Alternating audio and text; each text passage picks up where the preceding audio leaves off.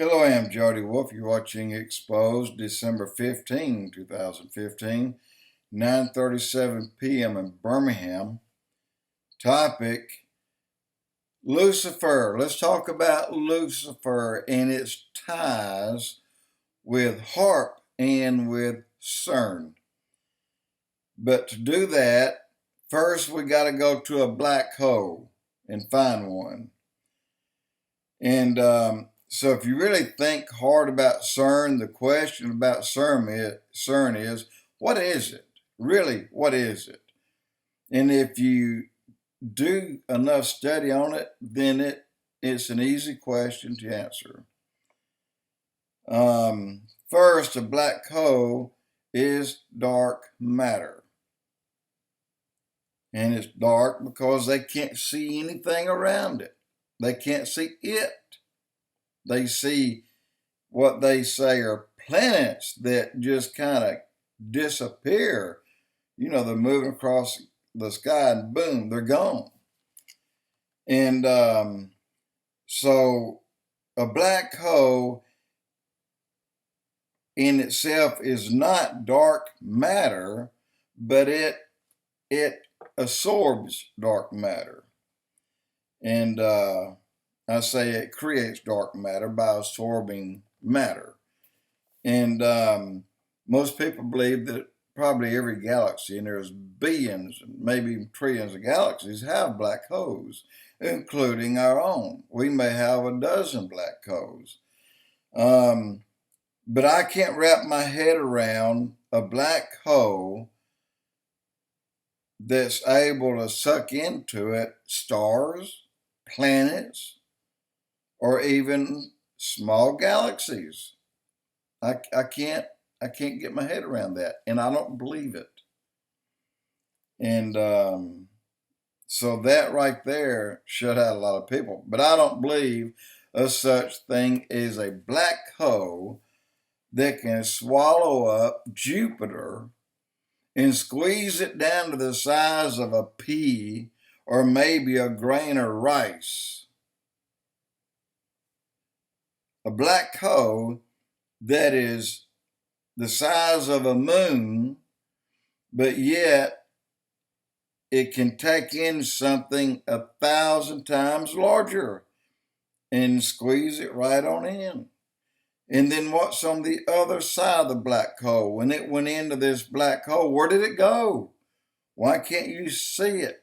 Why can't you see the perimeters of the black hole? Why can't you see anything of the black hole?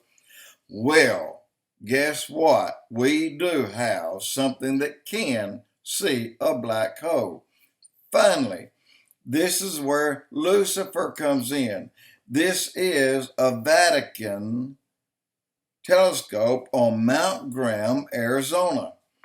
Now, to start with, Lucifer had a heck of a battle with Native Americans because that's a holy mountain to them, Mount Graham. And they fought.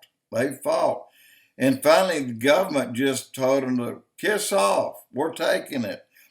And it was the Vatican that bought and brought Lucifer. And it is an employee of the Vatican that maintains it, that's there, that runs it, that knows everything about it.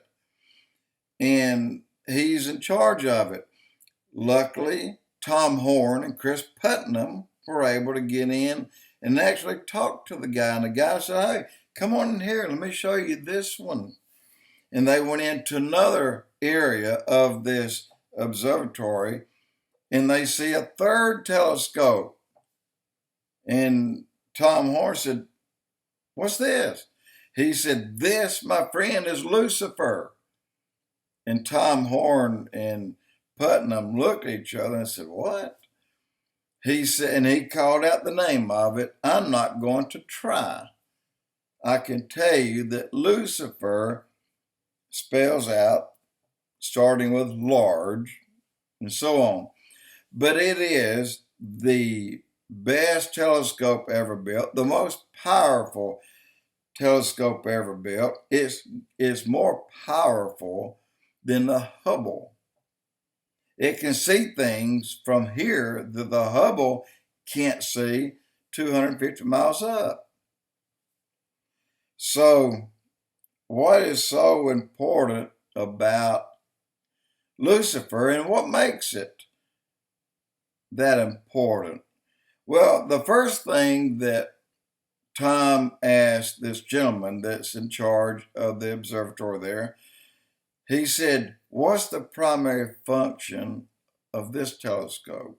Because his interest is up now that he hears the name is Lucifer. And the guy told him, said, well, I'll tell you, I don't have anything to hide. He said, we're watching inbound. And Tom Horn, being confused, says, what do you mean inbound? The guy said, we're watching inbound traffic. And Tom says something as in coming this way. The guy said, yeah.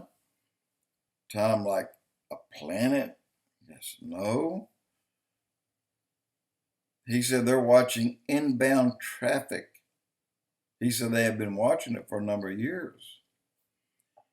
And they even have a date of an arrival, but they haven't disclosed that to anyone. But another function, probably, in my opinion, more important than inbound, because honestly, I don't believe there's an inbound from that far out. Not as in living beings. But what the Lucifer telescope has that nothing else has, it can see the invisible. No other telescope can see anything that's invisible. Lucifer can. It has built within it, somehow, some way, a very, very powerful, well, I guess you can say lighting of a certain type that picks up images that, that put off heat, like it travels across the sky. Infrared, the most powerful infrared engine they ever built is the Lucifer telescope. It can see in other galaxies. It can see black holes. It can see what they're doing. It can see the black hole in this galaxy and see what it's doing. Because when it absorbs, it puts off heat, a lot of heat. And that's why even a camera, look, you can't buy a $500,000 telescope and put it up and look and watch it. You can't see it. And these cameras, really expensive cameras with infrared, if you walk out at night and just point up in the sky and watch a while, you'll see something go by. And then you will move the camera and look and you don't see it. Put it back up and you see it. It's the heat signature that it's picking up. And this is what Lucifer does. It picks up a heat signature. In order for that many flashes to be scattered throughout, they are black holes. But the flash is, and they explained is, well, it's sucking in planets. But is that true? They've not seen a planet that it's sucked in. So Tom Horn, myself, I believe this, and a few others believe that what Lucifer is seeing are portals,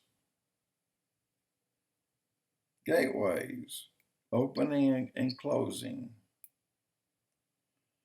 And I don't believe that they're telling the truth and how far away this is that they're seeing, these portals opening and closing.